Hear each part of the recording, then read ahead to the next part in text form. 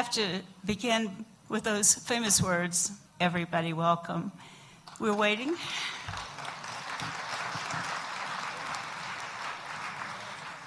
We're waiting for the moment for the family. Initially, about 20 thought they could make it, and then it grew to 40. That's why there are some vacant seats and you're standing. But I hope everybody will look around at who's here, how wonderful it is to be gathered together as a part of the same community, Colorado Springs. Today we're honoring a very special person. She gave us 2 words that are so powerful. Basically, it is the golden rule. Making everybody welcome is treating people the way you want to be treated. And so today, as we honor her, we're going to be talking about a lot of different things. Our speakers start with the mayor, and then Vice Chairman of the Commissioners, Longinos Gonzalez, and then 3 ladies, because this is Ladies' Day, ladies. I think we probably have the only etched granite walls that have ladies' names first, and thank you, gentlemen, for being so gracious about that. There are a few men, though, that are first, so you don't criticize them too much because they will stand out. This is the family that is coming in. They met. They've come in from many, many different states.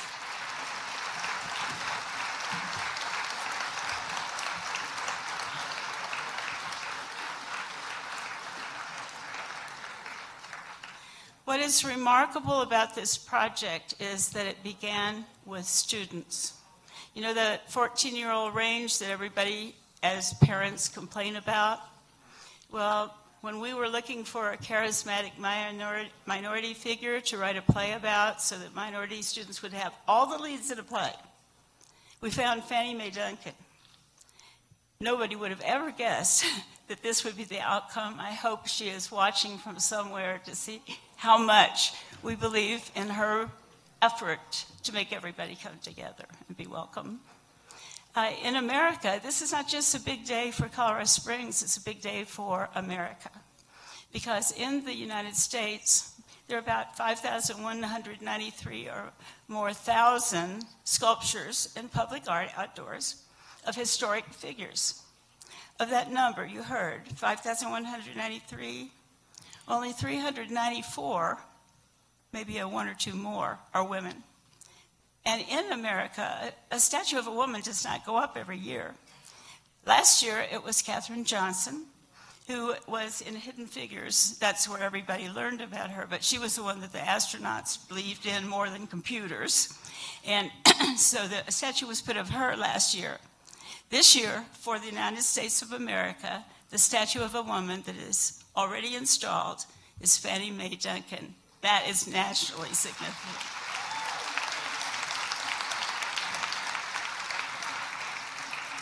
So since this is an important thing in America, one of my former students, who is an opera singer, is going to sing our national anthem. If everybody will please stand, and I know some of you already are. This is Kate Adam Johnson.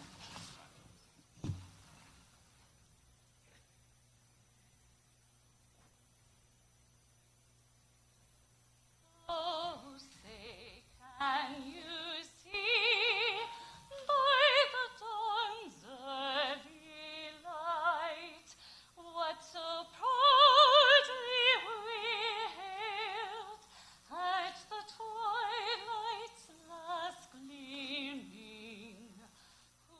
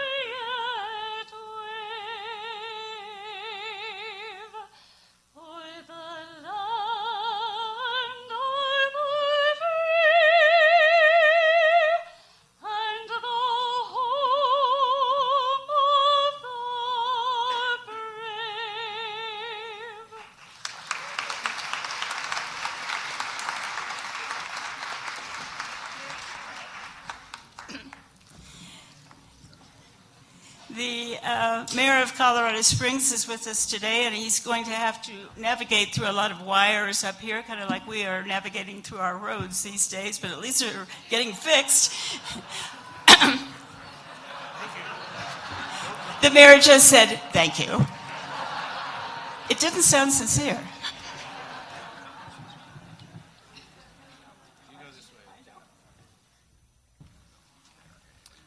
I very much appreciate the opportunity to speak here today as we honor one of the most remarkable women to ever call Colorado Springs her home. And I suspect I am one of an increasingly smaller number of Colorado Springs residents that actually remembers the Cotton Club and who personally met Fanny Mae Duncan. And I can personally attest that she was remarkable and a memorable woman. Fanny Mae Duncan was an entrepreneur who recognized the promise in our community and believed that everyone, regardless of race, had a right to visit and enjoy the atmosphere and entertainment at her club. And she persuaded our city's police chief and other city officials to let her fully integrate the Cotton Club. That was no mean feat at the time.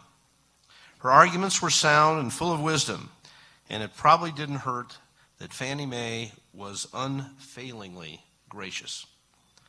By barring none and welcoming all, she showed that communication and inclusion could break down barriers. Her insistence that no one be turned away from the Cotton Club was an example of how we can all come together, set aside our differences, and focus on what we share. As Fannie Mae said herself, "Good friends come in all colors." One of the things that bound people together and still binds people together is music. Fannie Mae booked the likes of B.B. King, Louis Armstrong, and Etta James, and many more at the Cotton Club when many venues wouldn't book them.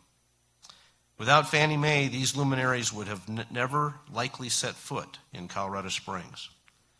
Fannie Mae understood that her success was dependent on her neighbors. She saw their patronage as an investment in not just the Cotton Club, but in what she stood for. She made sure that she gave back to the community by mentoring local youth, funding college tuitions, fundraising, and was part of many civic organizations. Fannie Mae leveraged her reputation and the goodwill she engendered to help our community reach its potential. Part of living up to her example is making sure that we continue to reach out to all our citizens and encourage everyone to make their voices heard. Our city is stronger when we look at the issues we face from different perspectives. Working together makes us more understanding, slower to judge, and more willing to compromise. Ladies and gentlemen, today we dedicate an iconic statue to memorialize an iconic woman. This statue is a testament not only to Fannie Mae Duncan and her important influence on our city, but also to the dedicated committee of people who recognize the importance of her contributions to the city of Colorado Springs. And I want to extend my heartfelt thanks to Kay Esmiel and everyone who championed this cause. It's a wonderful tribute to Fannie Mae's gracious spirit and reminder that we should always strive to make people of all ethnic, religious, or racial backgrounds know that in Colorado Springs, everybody is welcome. Thank you.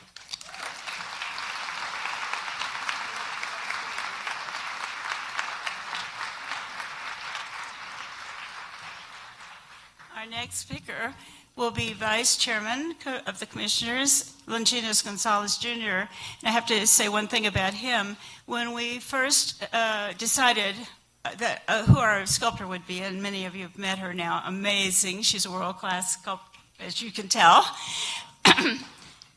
She decided, because of the proximity of where the Cotton Club was on 25 West Colorado Avenue, just across that parking lot now, that it should be in front of the Pikes Peak Center, and it should be in the middle of the sidewalk, so that people would all walk around her and read the tablet that tells her story. And so the commissioners looked at the middle of the sidewalk and did not find that particularly appealing, and could see all the issues, with traffic and people trying to walk around it. And we pointed out, but there is a man on a horse in the middle of Nevada.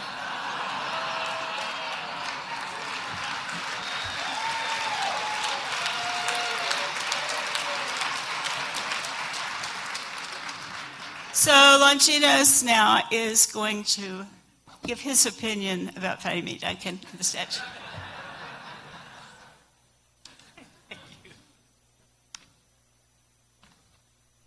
Not really sure how to follow that.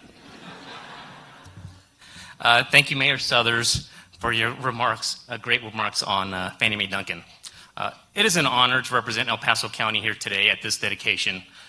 When I think about Fanny Mae Duncan, the best words I can think to describe her are larger than life. She had a larger than life personality, a larger than life smile, a larger than life wardrobe, and a larger than life vision of art and inclusion for our community. More importantly, she had a larger than life heart. Her business also brought in larger than life artists like Louis Armstrong, Duke Ellington, Count Basie, Horace Henderson, Fats Domino, and Etta James. In that way, it's a fitting tribute. Her statue will be in front of the Pikes Peak Center for the Performing Arts. She was a true entrepreneur at heart. I believe she would be proud of how our community has embraced her and the arts she supported. The arts is a big part of our region now. From the first Friday art celebrations in Colorado Springs, Manitou Springs, and Old Colorado City, to incredible live performances at the Fine Arts Center and UCCS, to the Colorado Springs Philharmonic. The Arts Month, our arts culture is strong and growing. Our arts community contributes $153 million, or about 5,000 jobs to the community and region. In addition to the economic impact, arts programs like those at the Fine Arts Center can help our wounded warriors heal from PTSD. Arts also helps students, like the ones I teach, to develop critical problem-solving and scientific skill sets, which are crucial for our nation's economic future and that next generation. These and other reasons is why El Paso County supports the arts.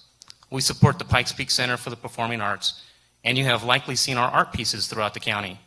As you celebrate Fanny Mae Duncan's life and legacy today, I would ask that you honor her by exploring art in our region.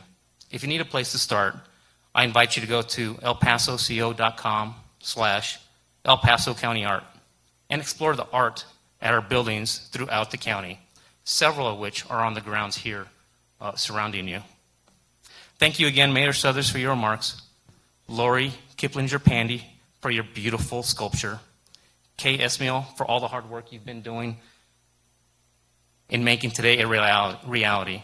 And for all the family and friends of Fanny Mae Duncan for sharing her larger-than-life legacy with us in our region. Thank you very much, and God bless.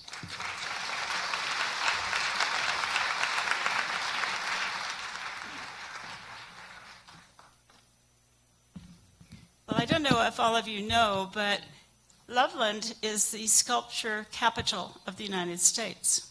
And I didn't know that either. And I love art, and I keep up with things and had researched particularly sculpture. But in August of 2017, we discovered this amazing young lady. And there have been so many interesting stories that just have constantly led us to know that we were doing something really special with people who are very special. And this turnout makes it really clear what we want in our city is to be unified and really love one another. And so when we found Lori, we knew her talent, but we had no idea of her character. Ironically, I don't know if she found this out once she became a part of our project, but her mother told her that her family members during that era when our country was at odds with one another, they were arrested for their work with the Underground Railroad. What was the likelihood of that? And then she did a bust of Harriet Tubman, and it was so amazing because it was a young Harriet, and it's called Fierce. And it's in the museum in Macon, Georgia. She even put the little scar that Harriet got on her forehead and had like epileptic seizures from then on occasionally because of being beaten to try to help someone else who was being literally killed. And she also did a Frederick Douglass that we saw.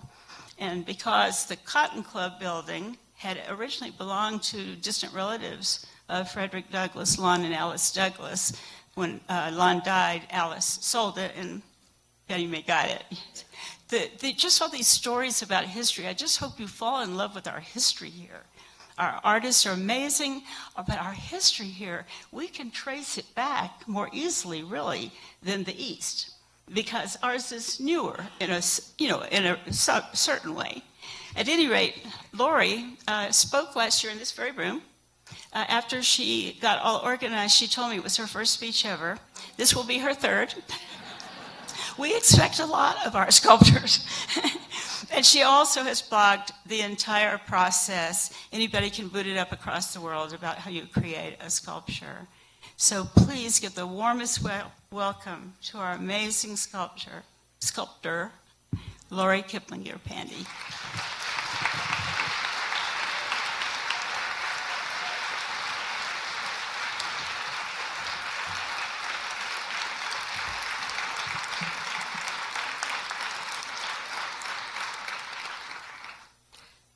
Years ago, our family was stationed in Tampa, Florida. My dad was a fighter pilot, flying F-4 Phantoms for MacDill Air Force Base, preparing to serve for his tour of duty in Vietnam.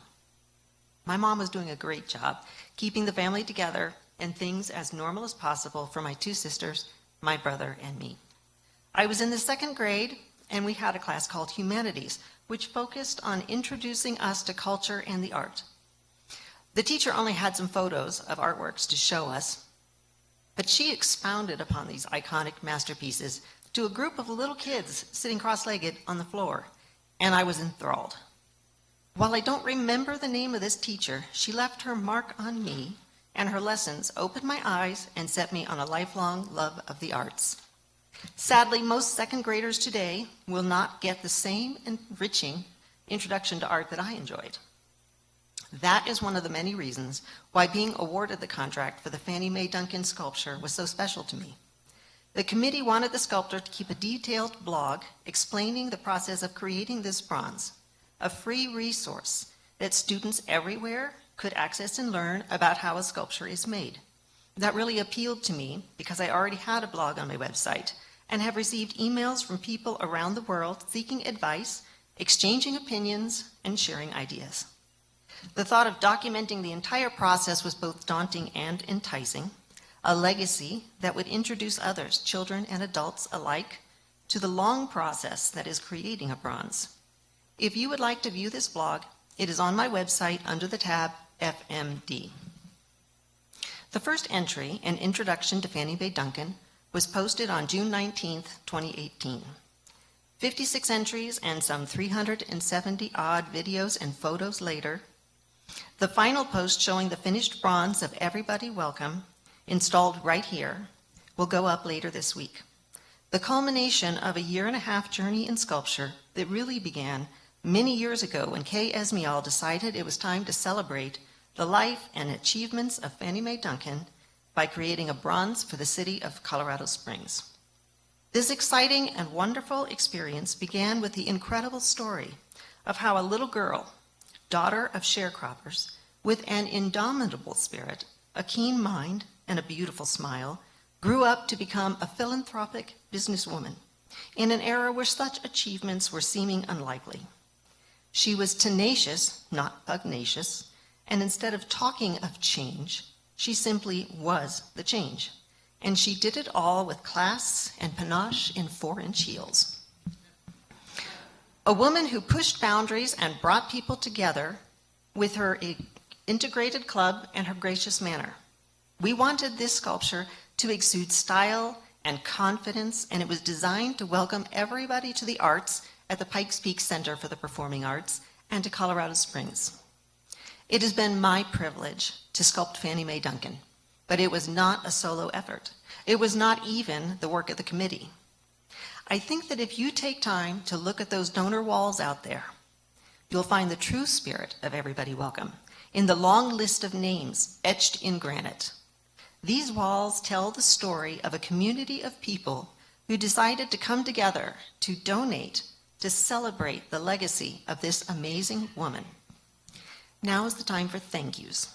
Firstly, many thanks to my family. Without the love and support of my family, most especially my husband, who has put up with many long hours and tracking of clay throughout our house, I would not be here.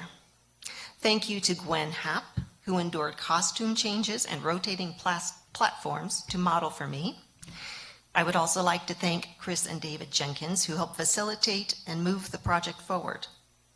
And of course, many thanks go to the devoted and truly tireless members of the Fannie Mae Duncan Statue Steering Committee: Kay Esmial, Judy Casey, Sharon Marcus, Pam Mosh, Cindy Walls, and the advisors Lou Malini and Claudean Bragg-Brooks.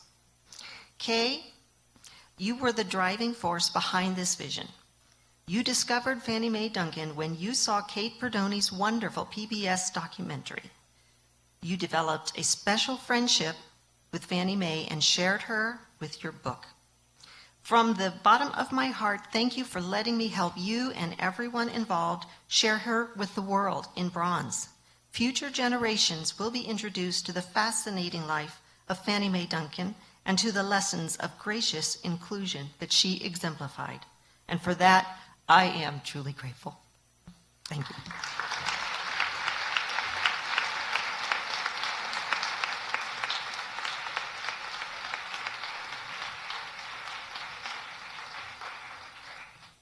I hope you are inspired by this younger generation of women. All of us who are older are really proud of them. The next young woman who's going to speak, you have seen her work. I spoke to the Arts Council, and she was the president. And at the time, she sat at her computer, and not ever looking up. And I thought, I don't think she's paying attention.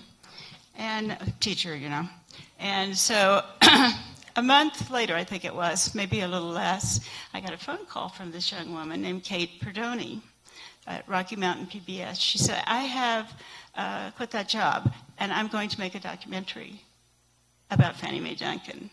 She was more than paying attention. She has given the world a gift because, of course, it's on YouTube, it's everywhere. But the measure of it, because it's Ken Burns' quality for someone who has just made their very first documentary, it is just loaded with not just history, but because she's in a band, it has beautiful music. She just has the full package, all the talents to do this. And many people have watched it. How many of you have watched it more than once? How many people have watched it? Well, I hope Kate realizes that she has a great future. A lot of people are looking for a job. But, if you can look for a passion and find a way, regardless of what it pays, your life is so rich, and you enrich everybody else's. And she certainly has for us. Kate is a remarkable person. Kate Perdoni, who is the documentarian who produced Colorado Experience, Fannie Mae Duncan.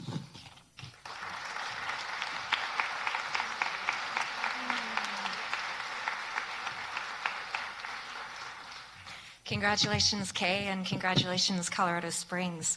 2.5 years ago, Kay Esmial came to the Public Art Commission right here in downtown to talk about a woman that she had known and a statue she wanted to create. And that was life telling me to get to work. That same month, Rocky Mountain PBS said that they would resource me to make a documentary from Colorado Springs if I could find a story to tell. And suddenly, I had one. As a musician and as a resident who has always been curious about why Colorado Springs is the way it is, I was ready and waiting for the story of Fannie Mae Duncan. Colorado Springs was also ready and waiting for this story. Colorado Springs absorbed and took Fannie Mae's history on as its own and embodied it with sweet relief that there was something here for us to hold on to. Something to point to that says that something revolutionary and meaningful happened here. And you know, if it happened once, it can happen again. And we have all, in this short time, this 2.5 years, made Fannie Mae and what she stood for representative of the voice and the spirit of this town. After decades of being told who we are, after decades of being sometimes defined by non-representative decisions by a handful of people, as can be the case, with Fannie Mae, Colorado Springs gets to say, yes, that is us. This year has been a whirlwind of celebrating Fannie Mae, rightfully so, and every time we honor her and speak her name, what we're really celebrating also is and encouraging in our own lives is inclusivity and diversity and generosity. Fannie Mae's documentary went on to become Heartland Emmy nominated. Fannie Mae was honored with a proclamation on the floor of the Colorado State House of Representatives with a portion of the film shown. A group of folks dedicated to preserving Fannie Mae's legacy were honored with an award from the Arts Business Education Consortium. The Diversity Forum brought the Everybody Welcome Festival to partner with the What If Festival in downtown. Fannie got a mural in Nob Hill. Countless film screenings and heritage events were all held, and Fannie Mae's legacy was a part of every single one of these. Our collective desire to promote what is good and true about our community and to speak toward a narrative we can relate and aspire to is what stirred this cascade of wonderful events. And now we get to be here in October of 2019 and welcome, as the mayor said, an iconic statue of an iconic woman. And the force of women who brought this statue to downtown Colorado Springs is well joined by the soul and remembrance of Fannie Mae. Out of all of this process, I personally got a lot of things, a passion project, a guardian angel. I got to know Fannie Mae's friends and family and call them my own. I got to teach my son about Colorado Springs through the lens of Fanny Mae Duncan, how special, and received many history lessons myself. I got to learn about Colorado Springs, but maybe the finest thing that I got was Kay Esmiel. Kay told me last week, if you're bringing Leo to the statue unveiling, then think about giving a message you would want him to remember long after he must face life on his own, and it will be perfect. The message I would want Leo to know long after he must face life on his own is that nothing meaningful is ever about looking good. The real experiences you have and the people you have them with and the space that's created for people to come together and grow and thrive without prejudice has nothing to do with money or keeping up appearances. Business and art can often have a difficult time coexisting because they're two different mindsets, two mentalities, two vastly different objectives, and two totally different ways of getting there. Oil and water, right? But you can make a delicious cake with oil and water if you have the right ingredients. And it can work. It can work. And Fannie Mae knew that. And she created something that was somehow separate from commerce. It was a community that raised all kinds of people. And this was also special and important because it was in an establishment where anyone could go and get the influence and get the culture, actual culture, and experience art and give and receive support. And that is revolutionary. I can't even say for its time because it's still revolutionary today. On behalf of the artists and dreamers of Colorado Springs, this morning we welcome the everlasting acknowledgement and celebration of Fanny Mae Duncan to the premises of the Pikes Peak Center, just a stone's throw from where the Cotton Club was torn down by the city in 1975. And we thank and also honor the incredible force of community and all of you who have come together to ensure that here in Colorado Springs, we are known for our hearts. Thank you.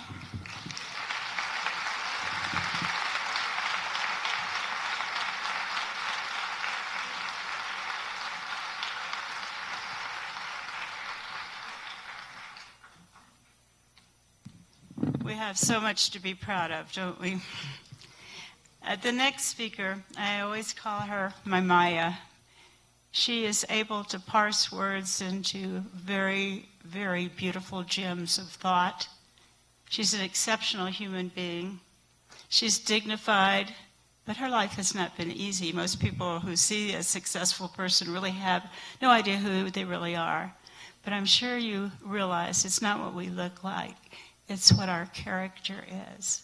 And the lucky people are the ones who are closest to people of character. And this is definitely a description for Dr. Regina Lewis.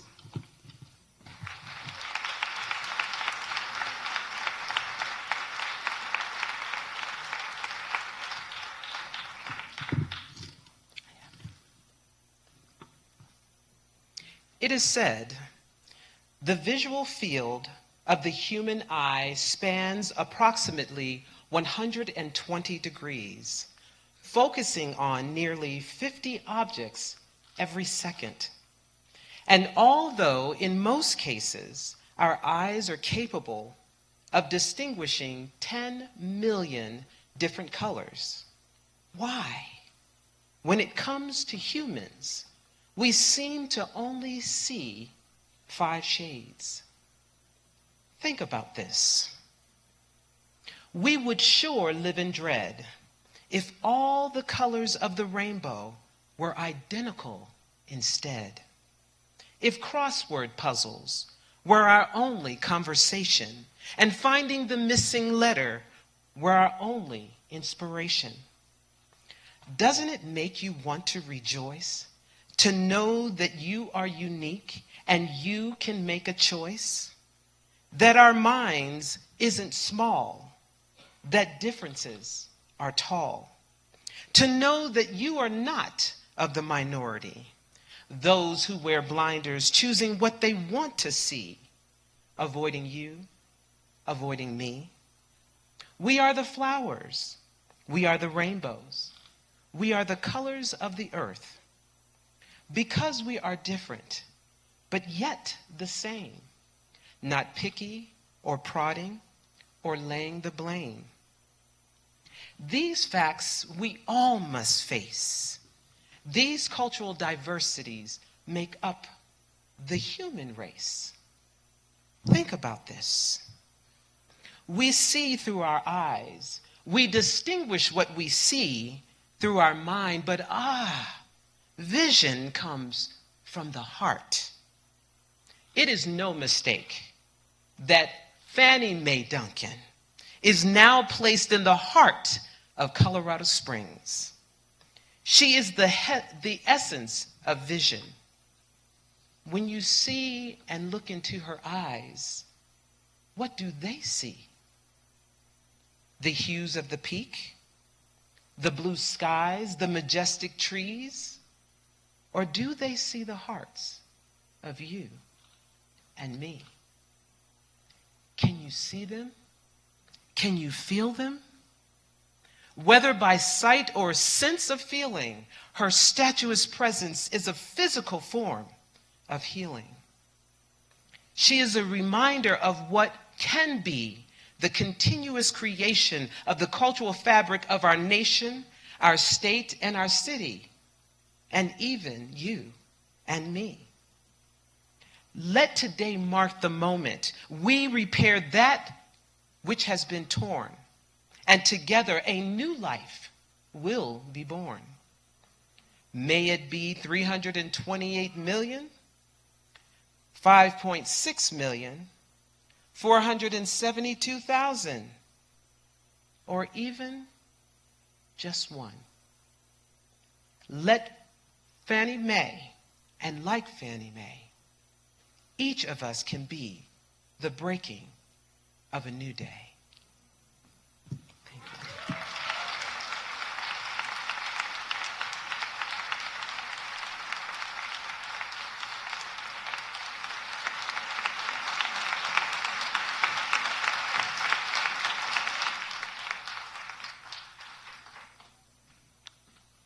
You know, usually when you have this many speakers, people lose interest, but isn't it amazing to listen to people who have something really to say. How many people feel like things were expressed that you feel? Certainly I'm one of them.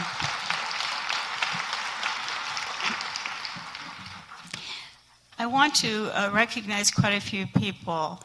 In this group, this would never have happened had it not been this kind of support.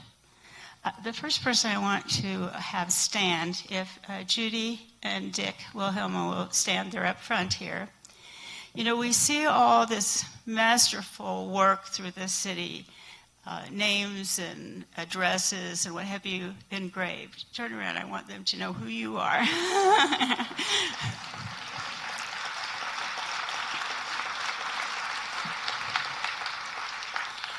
We've tried to recognize people who deserve to be known by all of us so that when we see them in a restaurant or on the street, we can say, Dick, that was just the most amazing thing you did for the statue and for the enhancement, leading people up to her.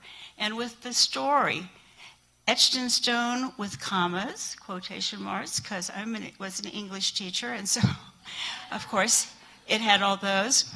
Dick took a look at it, and after paling for a moment, said, okay, I think we can do that. But what a wonderful human being. And the names on the wall, those are all the people who learned about this project, and those names recognized by all the rest of the people in the city should represent how many people believe in this concept of our loving one another, doing things like this, coming together on a cold day on a Saturday when you could sleep in, and enjoy just being with each other and being proud of each other. So, Dick, you are an amazing person. Thank you for all.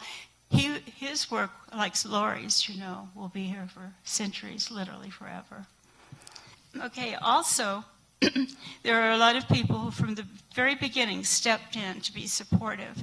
And I'd like the Ralston family to stand up. Craig and Ben and his family. The Ralstons, how many people know what the Sachs Foundation is?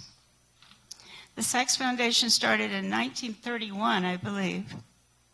And it began, in fact, there is a family member here whose relative was the first recipient of this, but they give scholarships for black students and have since 1931. And that is their sole focus. And I would never have asked them, ever, you know, to donate to this. Instead, they searched their souls and decided that this would be something important, though, because it would inspire young people to realize it is possible for you to achieve your dreams in the United States of America. You just have to keep looking to find the way to make that happen. You can't ever give up. So we're grateful to them.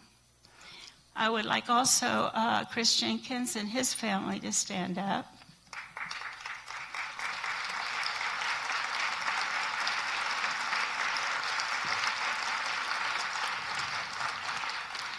Chris and David totally got what this project was about from the beginning, but we had great difficulty with the sculptor. It's very different than other art forms. It's extremely expensive, and you need to have upfront remuneration from the very beginning, or it doesn't start, 30%. And 30% of $100,000 is quite a challenge. And we needed somebody to be sure to guarantee that if we got behind with donations, that we could keep up, that it was an honorable agreement. And that's what they did for this. We, because of all of you, were able to meet all the goals on time. But we had the peace of mind of knowing that the Jenkins were there always, that the payments were made, and they never questioned. I have to say, they never once said what's going on, or I did send them a lot of reports and pictures, but they were such partners. It's the way, when I was a child, America worked, because I lived as a child through the Second World War. And after that, everybody was so glad it was over and that we were free. And I hope we're generating that feeling for you today. I know all the people standing are going to be tired, but I really appreciate that you're willing to stand to listen to this today. Tim Hoyles, I may not be here today. Pop up, Tim, if you are. But Tim stepped up without being asked also, which was such a surprise. And when we went to visit him, I just said, how did you know? Why did you do this? And he really wouldn't give me much of an answer other than he thought that this was important. The Hibble family, if they'd stand up, please.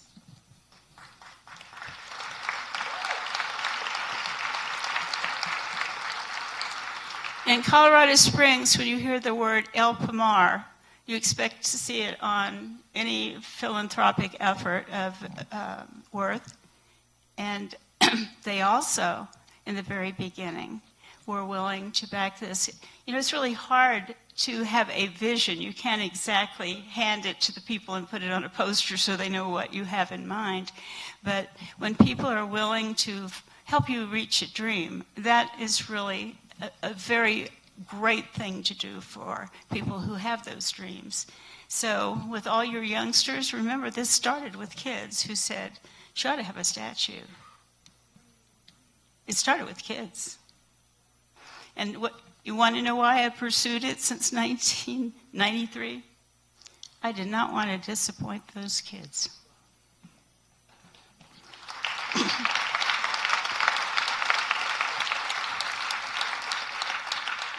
Kathy Lou, where is Kathy? Is she in here? Wave. All right. Well, really applaud for them. They're standing. Kathy Lou and Jim Broughton. Thank you so much. They have supported art in the community and created it. So we're so grateful to them. We took pictures for them to see because we knew they wanted to see what the art was going to look like. And as you can see, I think Kathy made a few comments too about what she thought, which were helpful. And so we really appreciate their support. I don't know if Dave Palanchar is here. A lot of people are busy today, but he is with the Broadmoor World Arena, and his focus is youth.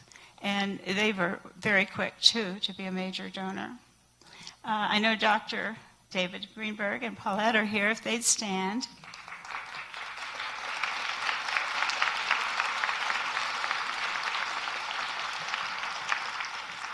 I know you know them because they have the most amazing cross-section of presentations on every culture, every issue in our country that we need to be informed about. I applaud them because they love all the cultures. They represent one personally, but they care about all of them. And everything they do is very meaningful. Credit union changed in terms of the person who was originally in charge. Barb Winter was the one that made sure that the statue was supported. But we appreciate them, the Giddings Foundation, and the Lane Foundation. The Giddings, actually one of our committee members, Pam Marsh, that is her family. There were just so many people that helped us. How many people here supported this project? Standing ovation.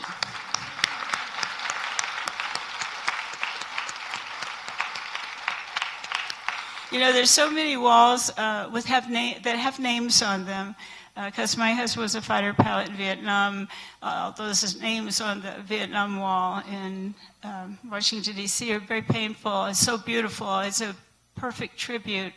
But I thought, wouldn't it be wonderful to have names on a wall? People are with us, and we're just saying, oh, look at all of us. This is what we did. And so that's what these walls are for. So that's our tribute to all of you who donated. Thank you so much.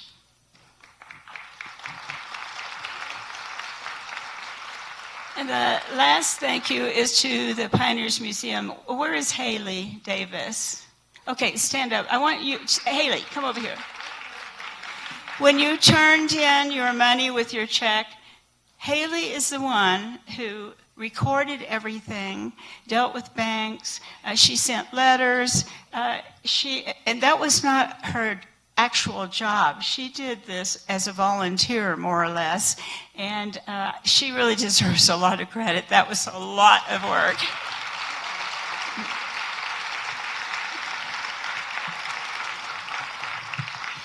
And this will be hard to find because they all gave up seats, I think. But I want you to know who the people are with the music festival. That they are the busiest ladies in town, and they stage huge musical events. One is Jean Feist. Jean, just let them see where you are. If you like jazz, get to know Jean. One is Laura Davis. I don't know where Laura is at this point, kind of swallowed by the crowd. But Laura, in the summers when you go to music in the parks, well, Laura's behind that, and she's about this big.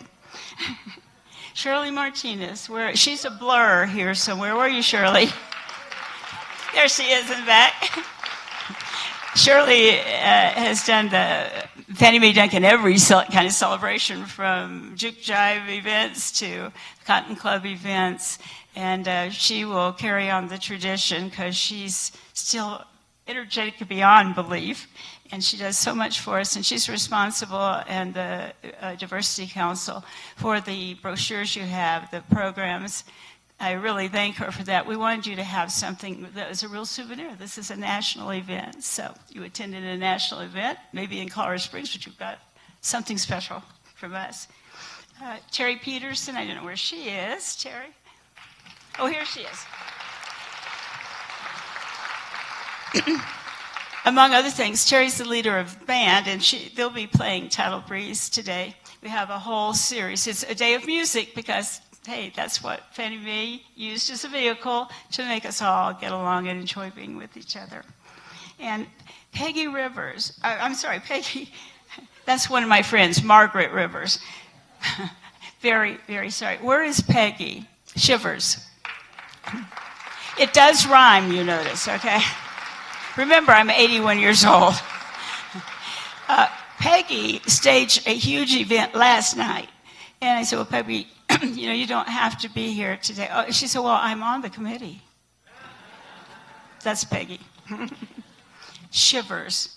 Margaret Rivers was the mother of my Fannie Mae for 2 years. So where's Margaret? Over here. That was a Freudian slip, I think, Margaret. Now, for the committee that has been with me for 2.5 years, 5 women did this with one Italian gentleman, and I know everybody knows Lou Malini. Where's Lou? He's been seating everybody right and left. In the beginning, I think Lou thought that he would have to work and help us, know how to do things, and then he gave up on that and just tried to calm us down and, quit knocking on the mayor's door and saying, we need this, we need... So thank you, Lou. Judy Casey, everybody should know her. Judy belongs to every organization in town, probably a lot in Denver. She's a multitasking person, very valuable. Sharon Marcus, where is she? Whenever you've been given anything or there's a post or anything, all those were her designs. We decided she has a hidden talent as a graphic artist because she actually is the head of the Dental Society, and she worked for District 20 for many years. Cindy Walsh, she's another blur that you see. Really hard worker. And Cindy's been involved with art organizations, and she taught for many years too. And then a very special person, if she would come up, Claudine.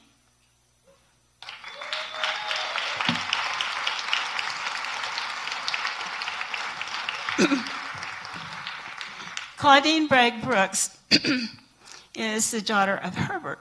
Herbert was one of the 2 little brothers that Fannie Mae had. There were 7 children. Fannie Mae was right in the middle, but she was the leader of the pack. And Herbert's distinction, at least in the book, is that he would have been the marbles champion at Garfield Elementary. But he got too excited and kept rolling his marbles, which I'm sure they don't play marbles on the recess these days, but kept rolling them down, because out of nervousness down his desk, till the teacher said, "Herbert, you are staying in for recess." So sadly, she would have been the daughter of the marbles champion of Garfield. Anyway, Claudine is a great representative of Fannie Mae, a terrific human being and a dear friend, and she is going to introduce the family. We are so pleased they have come from everywhere. It's just great to see all of you. Claudean Bragg-Brooks.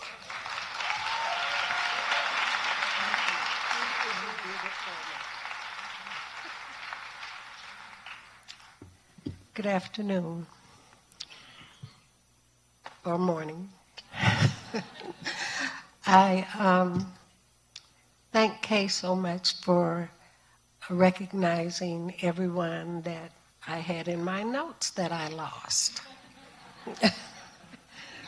So Lou had been running around looking for them for me, and so I just have to do what I do, okay?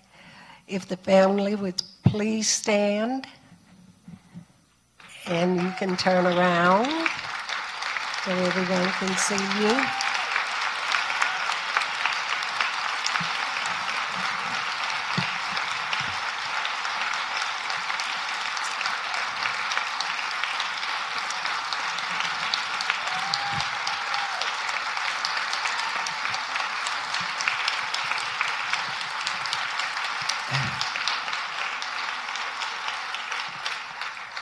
I am so happy with these people.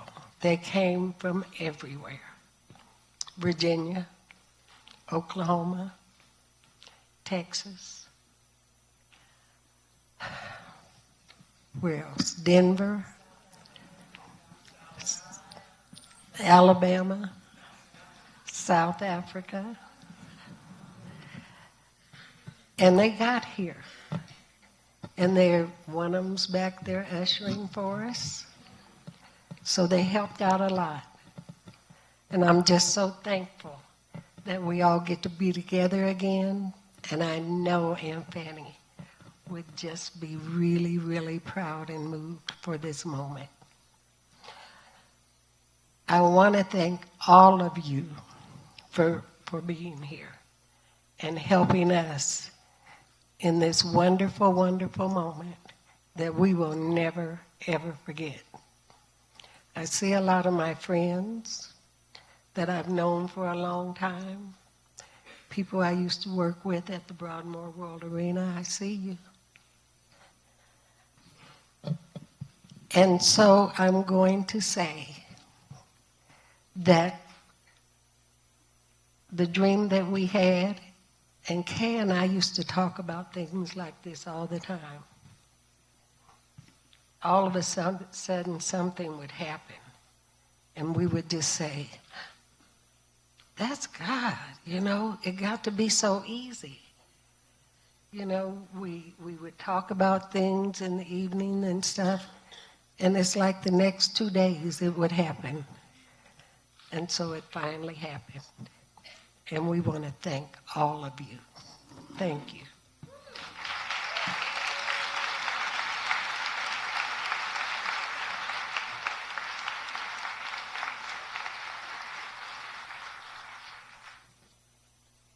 Well, I don't know how I left out a very important person, but remember, I told you I'm old. Where is Pam Marsh? Pam? Okay. Oh, okay, Pam. Pam is one of our committee members. I apologize, but they all know me well, so they're not surprised. They came and just told me. Okay. At any rate, Pam has been terrific. She has hosted our sculptor, and she lives in a beautiful home. And I don't think many sculptors have had the privilege that Lori has had to be able to go to a beautiful home on Wood Avenue and be treated specially. I have learned that a lot of times sculptors, people expect them to put up, the foundry to put up the sculpture, and they never honor them.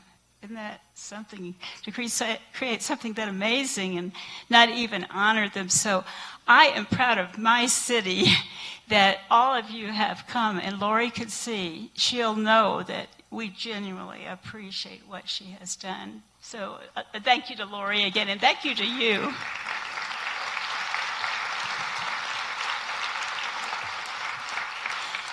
Well, there's just one more woman I want to mention here at the end, and that's Catherine Lee Bates. We do have a statue of her. She's been sitting in front of the Pioneers Museum a really long time, waiting for Fannie Mae to be just across the way.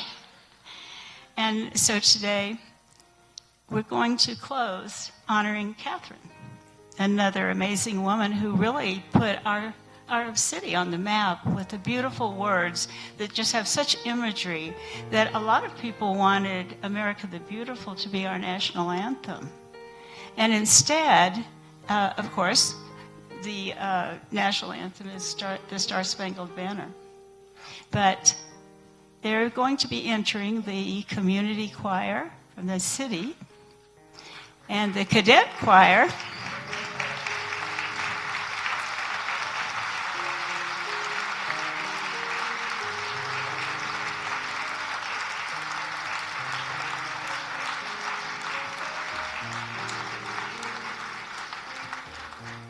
This is all generations singing this beautiful, beautiful song. I wanted the cadet choir here because Fannie Mae loved the military.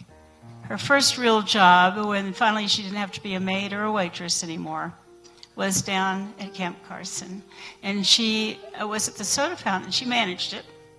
And she loved it until people started coming back very seriously injured, or attitudes changed, or not coming back at all. And she made up her mind that anybody that was willing to give up their life for their country, no matter who they were, no matter what color they were, they deserved to be treated with dignity.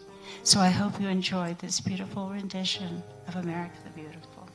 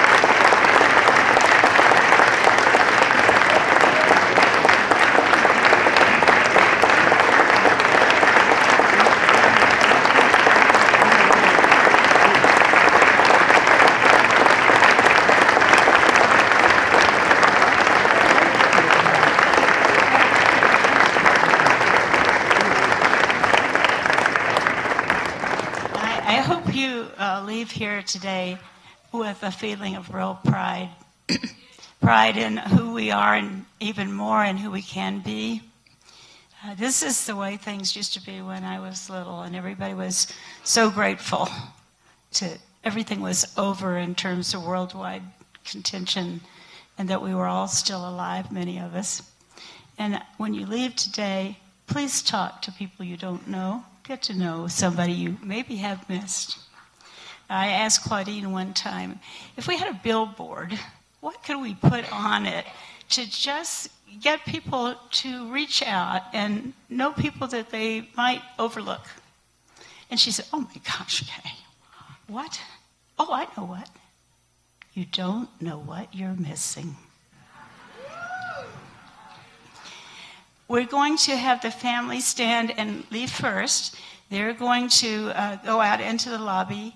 And I understand there are a lot of people in the lobby, so you'll have to find your way, family. But if you'll rise, and they're going to leave first, and you can visit with them. We're going to have a wonderful young band. They're high school, but the high school kids are so talented. If you were hearing them on the radio, you would think they were pros. And so I hope that if you do take an intermission to go out to visit, that you'll come back in, and the people that are out there, tell them they can be seated at a music festival if they didn't get to come in now. But I thank you so much from the bottom of my heart. Every time you see this statue, bring visitors, tell them the story, tell them of who we were today. And tell them that this is a great place to live, because it's a place where we're working to make everybody welcome. Love you. Thank you.